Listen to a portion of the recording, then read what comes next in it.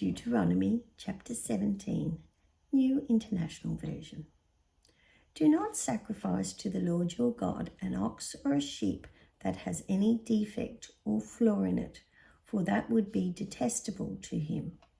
If a man or a woman living among you in one of the towns the Lord God gives you is found doing evil in the eyes of the Lord your God, in violation of his covenant, and contrary to my command, has worshipped other gods, bowing down to them, or to the sun, or the moon, or the stars in the sky, and this has been brought to your attention, then you must investigate it thoroughly. If it is true and it has been proved that this detestable thing has been done in Israel, take the man or woman who has done this evil deed to your city gate and stone that person to death. On the testimony of 2 or 3 witnesses, a person is to be put to death, but no one is to be put to death on the testimony of only 1 witness. The hands of the witnesses must be the first in putting that person to death, and then the hands of all the people. You must purge the evil from among you. If cases come before your courts, that are too difficult for you to judge, whether bloodshed, lawsuits, or assaults, take them to the place the Lord your God will choose. Go to the Levitical priests and to the judge who is in office at the time. Inquire of them, and they will give you the verdict. You must act according to the decisions they give you at the place the Lord will choose. Be careful to do everything that they instruct you to do. Act according to whatever they teach you and the decisions they give you. Do not turn aside from what they tell you to the right or to the left.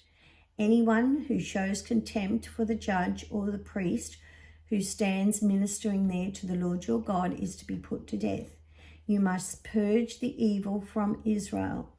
All the people will hear and be afraid and will not be contemptuous again. When you enter the land the Lord your God is giving you and have taken possession of it and settled into it, and you say, let us set a king over us like all the nations around us. Be sure to appoint over you a king the Lord your God chooses. He must be from among your fellow Israelites. Do not place a foreigner over you who is not an Israelite. The king, moreover, must not acquire great numbers of horses for himself or make the people return to Egypt to get more of them. For the Lord has told you, you are not to go that way again. He must not take many wives, or his heart will be led astray. He must not accumulate large amounts of silver or gold. When he takes the throne of his kingdom, he is to write for himself on a scroll a copy of this law taken from that of the Levitical priests.